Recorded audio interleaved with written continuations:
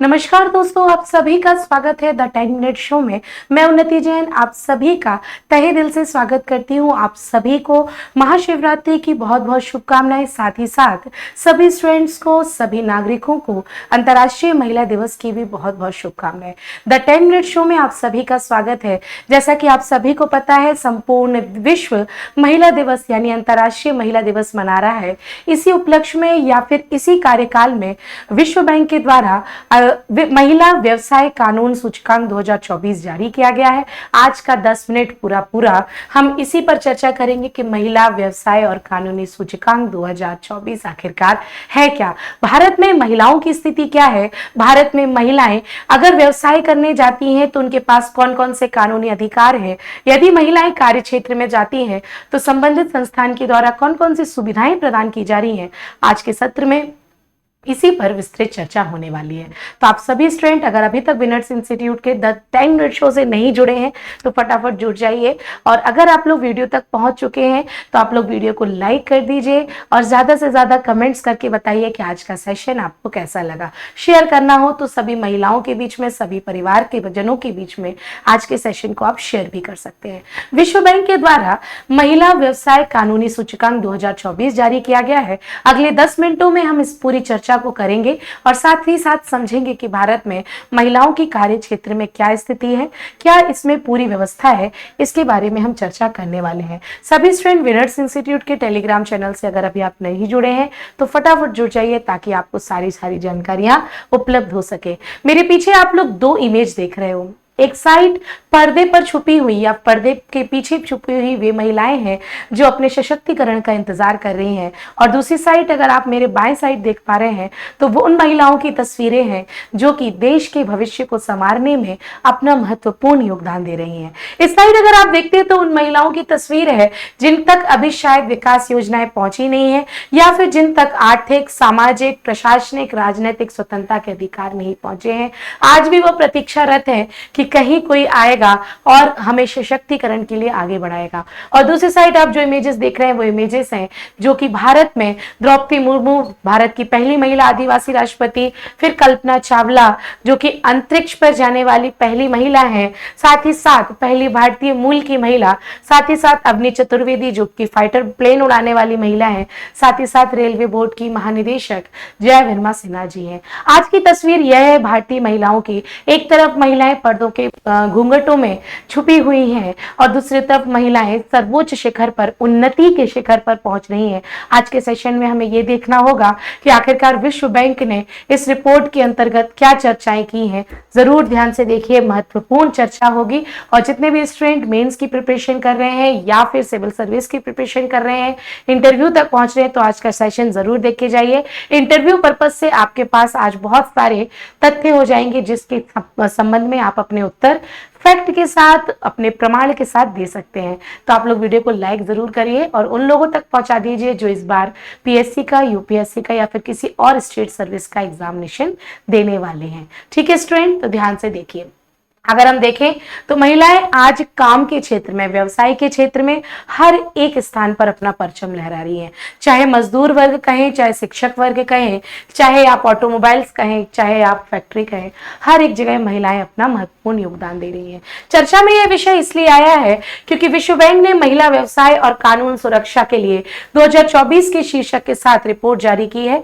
ये वैश्विक कार्यबल में महिलाओं के प्रवेश में बाधा डालने वाली चुनौतियों से संबंधित है कि आखिरकार ग्लोबल जो स्पोर्ट्स है या फिर ग्लोबल वर्क फोर्स है उसमें महिलाओं को कौन कौन सी चुनौतियों का सामना करना पड़ता है, और वह कौन सा देश है जहां पर चुनौतियों की संख्या कम है, और वो कौन सा देश है जहां पर चुनौतियां सबसे ज्यादा देखने को मिली हैं। भारत की इसमें क्या स्थिति है, इस पर भी हम चर्चा आज की रिपोर्ट में करने वाले हैं। ध्यान से देखना, पहले हम समझेंगे कि आखिरकार ये रिपोर्ट है क्या।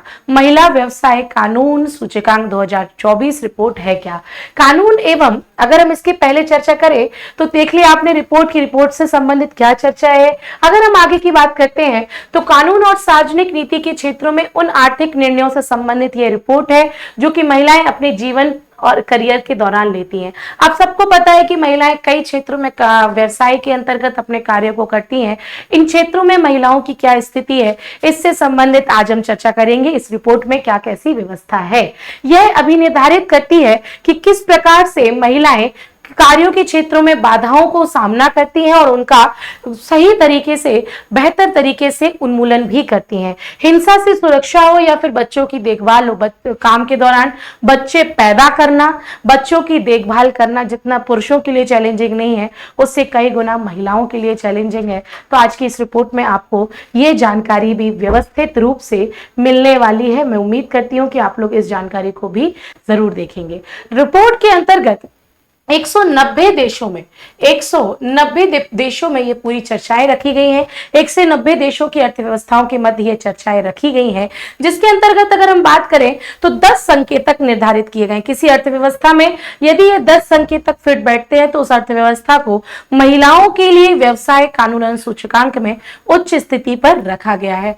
वो 10 संकेतक कौन कौन से, इसके बारे में भी चर्चा करते हैं। सुरक्षा, गतिशीलता, कार्यस्थल, वेतन, बाल देखभाल, विवाह, पितृत्व, उद्यमिता, संपत्ति, पेंशन, ये 10 संकेतक है जिसके अंतर्गत विश्व बैंक ने महिलाएं व्यवसाय कानून का सूचकांक जारी किया है। ये भी आपको पता होना चाहिए। इस रिपोर्ट के कुछ महत्वपूर्ण तथ्य हैं जो आपके सामने हैं। आप अगर वनडे एग्जाम की प्रिपरेशन कर रहे हैं तो यहां से एक ना एक प्रश्न चस्पा होना ही होना है। लेकिन मैं सोचती हूँ कि इस सेशन को अगर आप एग्जामिनेशन तौर पर ना देख करके सामान्य जानकारी या फिर इंटरेस्ट के साथ देखते हैं तो ज्यादा आपके लिए बेहतर होगा। ठीक है। आर्थिक सहयोग और विकास संगठन की उच्च आय वाली अर्थव्यवस्थाओं में से 11 ऐसे देश हैं जिनको 90 से ज्यादा स्कोर मिले। आप समझ रहे हो, 190 देशों में केवल 11 ऐसे देश हैं जिनको 90 से ज्यादा स्कोर मिले हैं। मतलब महिलाओं की अगर सर्वोच्च स्थिति देखा जाए तो संपूर्ण विश्व में केवल 11 देशों में। चांद पे तो हर देश जाना चाहता है, लेकिन महिलाओं की स्थिति सुधार के चला जाए तो ज्यादा बेहतर होगा, है ना, ताकि महिलाएं चांद पर तुम जाओ तो रोटी भी पैक करके दे सके। आ रही बात समझ में। इटली इसमें पहले स्थान पर है जिसको 95 अंक मिले हैं। न्यूजीलैंड और पुर्तगाल द्वितीय और तृतीय स्थान पर है जो कि 92 अंक के साथ इस पोजीशन पर बैठा हुआ है। आप लोगों के दिमाग में शंका आ रही होगी कि मैम ये भी बता दो कि भारत की क्या स्थिति है। सब्र करो, रुको जरा, सब्र करो, धीरे धीरे आपको सारी जानकारी पता चल जाएगी। 37 से अधिक अर्थव्यवस्थाएं ऐसी हैं जहां पे महिलाओं को पुरुषों के द्वारा प्राप्त आधे से भी कम कानून अधिकार है। यानी कि महिला और पुरुषों में भी कानूनी अधिकारों में अलग अलग तीव्रता देखने को मिली है। पुरुषों को ज्यादा कानूनी अधिकार प्राप्त है, महिलाओं को नहीं है। ठीक है। साथ ही साथ जिसमें आधा अरब महिलाएं इसके अंतर्गत आती हैं जिनको महिलाओं को पुरुषों के समान कानूनी अधिकार भी प्राप्त नहीं है। आ रही बात समझ में। इसके अलावा साथ बात करें कि विश्व भर में महिलाओं को पुरुषों की तुलना में केवल 64% कानूनी अधिकार है। मतलब 100% कानूनी अधिकार भी उन महिलाओं को नहीं है। ये भी आपको ध्यान में रखना चाहिए। और भी इस रिपोर्ट से संबंधित महत्वपूर्ण तथ्य हैं। 98 अर्थव्यवस्थाओं ने सामान्य मूल्य के काम के लिए महिला हेतु सामान्य वेतन को अनिवार्य करने वाला कानून बनाया है। इस व्यवस्था का, इस प्रस्ताव का मैं तहे दिल से स्वागत करती हूँ। यदि आप महिला और पुरुष से समान काम की अपेक्षा करते हैं तो क्यों ना महिला और पुरुष को समान वेतन भी दिया जाए। और ऐसा करने वाले 98 अर्थव्यवस्था वाले देश हैं जो कि एक बहुत काबिले तारीफ है। भारत इस रुझान की ओर आगे बढ़ भी रहा है, पूर्णता बढ़ गया है ऐसा नहीं कहा जा सकता है। ठीक है। अगर हम बात करते हैं 35 अर्थव्यवस्था वाले देशों में 5 में से एक भी कम या फिर नए वेतन को अंतर को दूर करने के लिए वेतन पारदर्शिता के उपायों को भी अपनाया है ताकि इस अंतर को कम किया जा सके। सबसे बड़ी कमजोरी जो इस रिपोर्ट में आई है वो है वुमेन सिक्योरिटी। आधी रात में पुरुष अगर घूमने निकले तो कोई भी उस पर तंज ना कसे, लेकिन महिला घूमने निकले तो पता नहीं जिंदा भी लौट के आएगी कि नहीं। तो विश्व बैंक ने बोला है कि महिला सुरक्षा एक बहुत गंभीर मामला है ना, जिसका वैश्विक औसत स्कोर सिर्फ 36 है। महिलाओं को घरेलू हिंसा, यौन उत्पीड़न, बाल विवाह, स्त्री हत्या के खिलाफ आवश्यक कानून सुरक्षा का बामुश्किल 1/3 हिस्सा प्राप्त है, ऐसा वैश्विक बैंक बोल रहा है। विश्व बैंक ने बोला है कि चाहे यौन उत्पीड़न हो, घरेलू हिंसा हो, स्त्री हत्या हो, बहुत कम कानून है जो महिलाओं की सुरक्षा के लिए उच्च अर्थव्यवस्थाओं वाले देश ने भी बनाए हैं। 151 अर्थव्यवस्थाओं में कार्यस्थल पर यौन उत्पीड़न को प्रतिबंधित करने वाले कानून बनाए गए हैं। ये अच्छी बात है। आप लोग अगर निबंध की तैयारी कर रहे हैं तो आज का सेशन आपके लिए अमूल्य अमूल्य, ठीक है, ध्यान से देखना। तो 151 देशों ने अपने देशों में कार्यस्थल पर जो महिलाएं उनका यौन उत्पीड़न रुक जाए इसके लिए कानून बनाया है। सार्वजनिक क्षेत्रों में इन सभी व्यवस्थाओं को उन्होंने लागू भी किया है।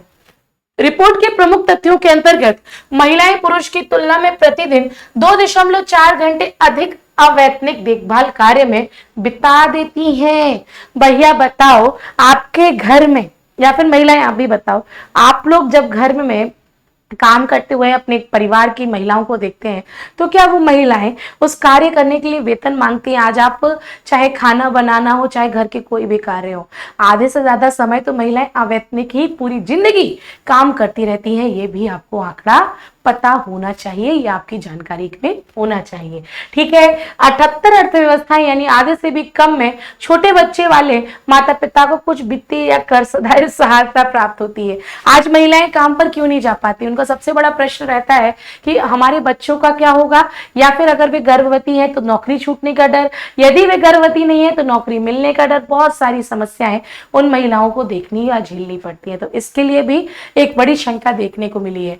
62 व्यवस्थाओं में 1/3 से भी कम बाल देखभाल सेवाओं को नियंत्रित करने वाले गुणवत्ता मानक है ना, कि भाई इतने घंटे आप घर से काम कर सकते हो आदि। तो कई तरह से कई पोलों को भी यह रिपोर्ट खोल रहा है जिसके बारे में आपको जानकारी होनी ही होनी चाहिए। अब आपका इंतजार हुआ खत्म, आपको इंतजार है कि आखिरकार इसमें भारत का प्रदर्शन कैसा रहा। तो भैया भारत का प्रदर्शन देखो तो भारतीय नारी तुम्हें सामने दिख रही है। भारतीय नारी के 2 हाथ नहीं होते हैं, भारतीय नारी के अनेक हाथ होते हैं, जिसमें खाना बनाना, संचार, बच्चे की देखभाल, काम, पढ़ाना, लिखाना, सब कुछ उनके अंतर्गत होता है। इसमें अगर बात की जाए तो भारत को 74.4% स्कोर मिला है और भारत के रैंक में सुधार हुआ है, जो कि एक बहुत ही महत्वपूर्ण बात है, जो कि आपको रखना चाहिए याद। 113वां स्थान, 190 देशों में 113वां स्थान इस सूचकांक के अंतर्गत भारत को मिला है। भारत का ये स्कोर है 2021 से स्थिर बना हुआ है, ये भी एक महत्वपूर्ण बात आपको याद रखना है ना। 2021 में अगर बात करें तो भारत का 122वां स्थान था, अब हम 113 पे हैं, तालियां बजा दी जाए, ठीक है। 2022 में ये घटकर 125 और 2023 में ये सूचकांक 126 तक भी पहुंचा है और धीरे धीरे ये सूचकांक अब अपने नए स्तर पर आ रहा है, ये भी याद रखना चाहिए। भारत में दक्षिण एशियाई देशों में सबसे बेहतर प्रदर्शन किया है इस रिपोर्ट के अंतर्गत। महिलाओं को पुरुषों द्वारा प्राप्त कानूनी शिक्षा का लेकिन 45% ही मिला है। वही बात है कि संपूर्ण कानूनी सुरक्षा भारत में भी महिलाओं को नहीं दी गई है। महिलाओं के संबंध में आवागमन की स्वतंत्रता, विवाह से संबंधित बाधाओं के विषय में भारत को पूर्ण अंक 100% मिले हैं कि महिलाएं कितने भी वजह कैसे भी आवागमन कर सकती हैं और विवाह संबंधित जो बाधाएं आती है वो भी अपने निर्णय ले सकती हैं। तो इस संबंध में विश्व बैंक ने भारत को पूरे अंक दिए हैं, जो कि एक बहुत अच्छी बात है, याद रखना। महिलाओं के वेतन को प्रभावित करने वाले कानून के मूल्यांकन में भारत का स्कोर कम रहा है। जैसा कि मैंने पहले बोला है कि भारत का एक वर्क कल्चर है, भारत के कंपनीज में एक वर्क कल्चर है कि महिलाओं को पुरुषों की तुलना में कम वेतन दिया जाता है। और इसके पीछे की सोच ये है कि महिलाएं उतनी प्रोडक्टिविटी के साथ काम नहीं कर सकती जितना पुरुष, क्योंकि महिलाओं के पीछे और भी जिम्मेदारियां हैं। लेकिन इन सभी बाधाओं को तोड़ा जा रहा है और धीरे धीरे स्थितियां सुधारी भी जा रही है। इस विषय में सुधार करने हेतु भारत में समान कार्य के लिए समान वेतन अनिवार्य करने, महिलाओं को पुरुष के समान रात्रि में काम करने की अनुमति प्रदान करने और महिलाओं को पुरुष के साथ समान स्तर पर औद्योगिक नौकरियों में शामिल होने में सक्षम बनाने के लिए नीति क्रियान्वित कर सकता है भारत अगर चाहे तो। अगर इसमें स्कोर बढ़ाना चाहता है तो 3 काम कर सकता है। समान कार्य के लिए समान वेतन, जैसे पुरुष रात्रि में कार्य कर सकते हैं तो महिलाएं भी, जैसे पुरुष उद्योग क्षेत्र में काम कर सकते हैं वैसे महिलाएं भी कर सकती हैं। ऐसा इसमें सुझाव भी दिया गया है, जो कि आपको ध्यान में रखना चाहिए। तो आज के सेशन में आपने पूरी व्यवस्था देखी। आपने देखा कि महिला व्यवसाय सूचकांक 2024 में पहला स्थान जो प्राप्त किया है वो इटली ने प्राप्त किया है। भारत ने 113वां स्थान प्राप्त किया है, ये भी आपकी जानकारी में होना चाहिए। साथ ही साथ ये जानकारी में होना चाहिए कि कितने संकेतक हैं, भारत में क्या स्थिति है, दक्षिण एशियाई देशों में सबसे अच्छी स्थिति है और क्या क्या जानकारी है वो पूरी मैंने आपको देने की कोशिश की है। जैसा कि 10 मिनट शो में मैं आपको होमवर्क भी देती हूँ। तो आज के 3 विनर्स विशेषांक प्रश्न है। महिला आरक्षण विधेयक किस संविधान संशोधन से संबंधित है?